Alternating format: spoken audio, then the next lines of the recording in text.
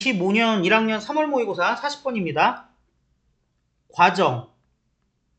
애쓰는 과정에서 문제를 풀기 위해 애쓰는 과정인데 발명품이 가지고 있는 문제를 풀려고 애쓰는 과정에서 너는 아마도 만날 수도 있대. 어떤 벽돌벽, 그러니까 장벽을 만날 수도 있죠. 저항의 장벽에 만날 수도 있어요. 장벽을 만날 수도 있어요. 뭐 할 때? 네가 너만의 방식을 그 문제를 통하여 논리적으로 좀 너만의 방식을 생각하려고 했을 때 저항의 장벽을 만날 수도 있대요. 그 발명품의 문제를 하려는 그 과정에서. 그러니까 발명품의 문제를 해결해야 되는데 좀 논리적으로 방법을 생각할 때 저항을 만날 수가 있다고. 생각이 잘 안 나? 그러한 논리적 사고는 선형적인 종류의 과정이야. 일자로 쫙 가는 과정이야. 근데 그런 리니어한 과정은 뭘 사용하냐? 우리의 추론적 능력을 사용해.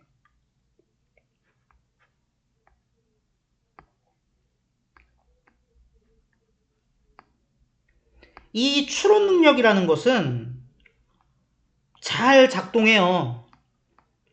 우리가 오퍼레이팅, 작업을 하고 있을 때는 어떤 영역에서 작업을 하고 있을 땐 잘 작동하냐? 우리가 알거나 뭐 이미 경험을 해봤거나 뭐 이런 거 관련된 영역이라면 작동을 잘 한대. 뭐 굳이 따지면 we know or have experienced 인데 여기 있던 애가 앞으로 이동해가지고 what이 된 거죠. 그래서 병렬 따지라 그러면은 know랑 have experienced가 병렬인 거죠. 시제는 달라도 상관없습니다. 왜냐면 we know는 지금 알고 있는 거고 경험해본 거는 이전 어느 시점에 불분명한 어떤 과거의 경험을 해본 거잖아요. 그러니까 하나는 현재 기본형, 하나는 현재 완료형 쓰는 거 전혀 문제될 거 없지. 어쨌든 이렇게 병렬이 되고요. 그래서 논리적 사고는 선형적 사고고 이거는 우리가 알거나 경험한 거에 대해서는 아주 효과가 좋아. 하지만 우리가 뭐 할 필요가 있을 때 새로운 정보나 아이디어, 관점 같은 거를 다룰 필요가 있을 때 선형적 사고는 다가오다가 쇼시죠. 그러니까 뭐예요? 부족하게 돼. 부족해져.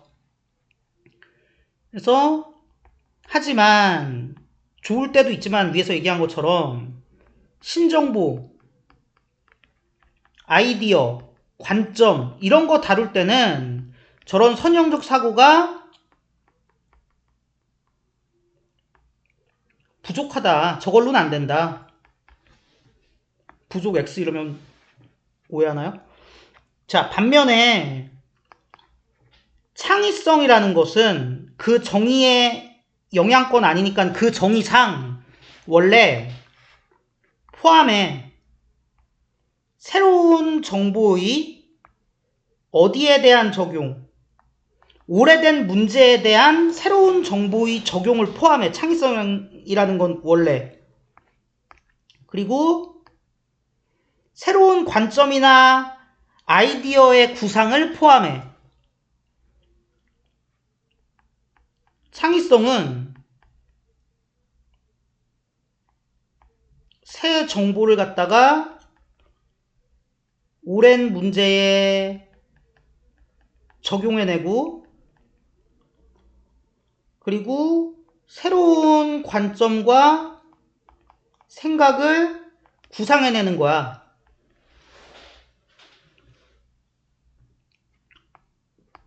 이것에 있어서, 이런 창의성이라는 거에 있어서 너는 제일 효과적이야. 네가 뭘 알았을 때, 뭘 배웠을 때 그것을 비선형적 방식으로 운영하는 법을 알았을 때 제일 효과적일 거래. 바꿔 얘기하면, 즉, 너의 창의적인 두뇌를 만약에 사용하면은, 그랬을 때 제일 효과적이란 걸 효과적이래요. 이거에 있어서.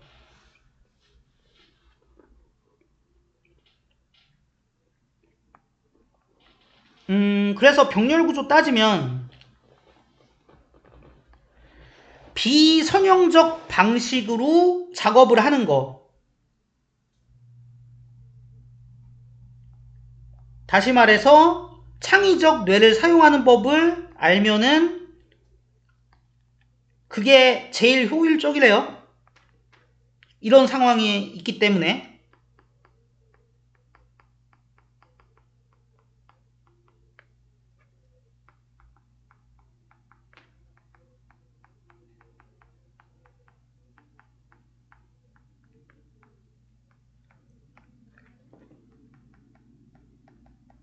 글씨, 너무 쓴다. 자, 근데 지금 뭐란 얘기입니까? 창의성이란 거는 새로운 관점이나 생각을 구상해내고 새로운 정보를 오래된 문제에 적용하고 이러는 거기 때문에 창의적인 사고를 하려면 비선형적 방식으로 사고를 해야 되는 거죠. 그때 제일 효율적인 거지. 자, 이렇대요. 그래서 다르게 언급이 되었을 때 하면서 뒤에 거 얘기하는 거거든요. 뭐 다르게 언급을 해보자면 뭐 이런 얘기예요. 그러니까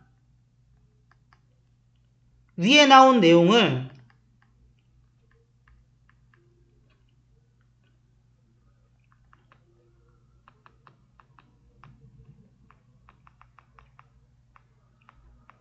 뭐 대충 이 정도 된다고 하면은 없애고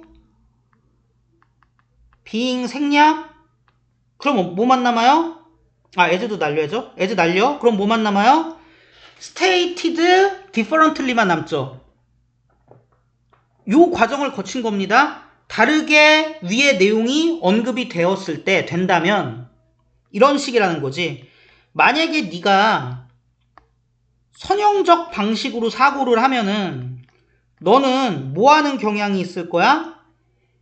보수적이게 되는 경향이 있을 거고, 어떤 상태를 계속 유지해? 기술에 대해서만 계속 생각하도록 그렇게 생각하게 유지하는 경향이 있을 거래. 기술은 어떤 기술? 이미 알려진 기술.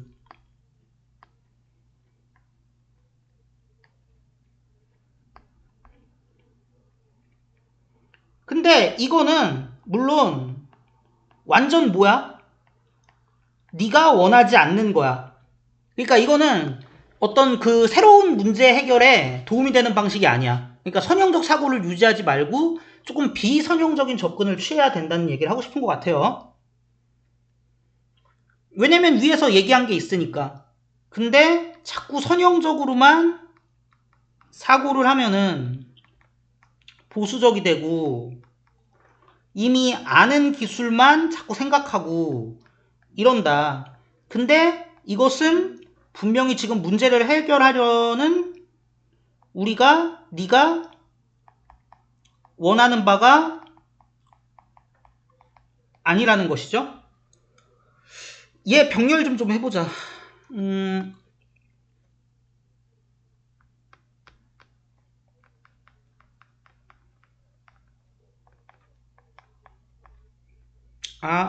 노.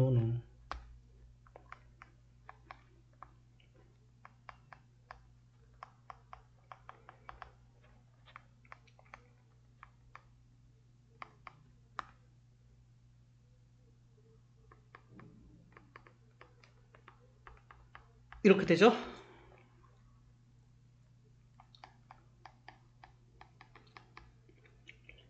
다음에 어떻게 돼요? which 테크닉 쓴데 which are 이미 알려진 already known 이렇게 되는 거지. 병렬 구조를 잘 보셔야 돼요. 그리고 이게 전체 내용이 요약이죠. 논리적 사고는 잘 작동해. 익숙한 문제에 있어서는. 그러나 far short 부족하게 돼버린대요. 새로운 아이디어를 처리할 때는 얘랑 병렬이죠.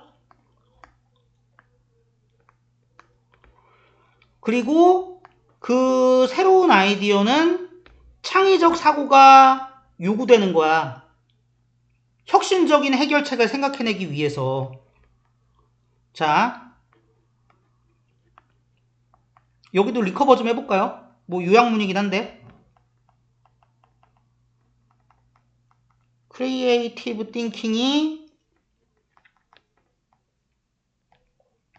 needed, 요구돼.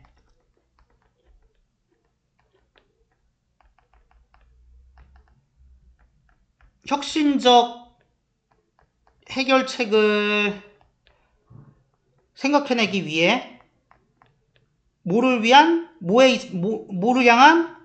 뉴 아이디어를 향한 이거였는데 뉴 아이디어가 여기 있어가지고 겹치네?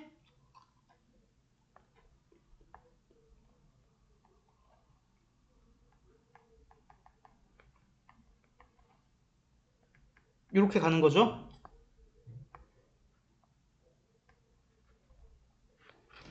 그래서 요약하면 이거고요. 뭐 이미 요약문이 있는데 뭐 굳이 또 쓸 필요 있긴 한가 싶은데 뭐 그래도 한번 혹시 모르니까 써본다면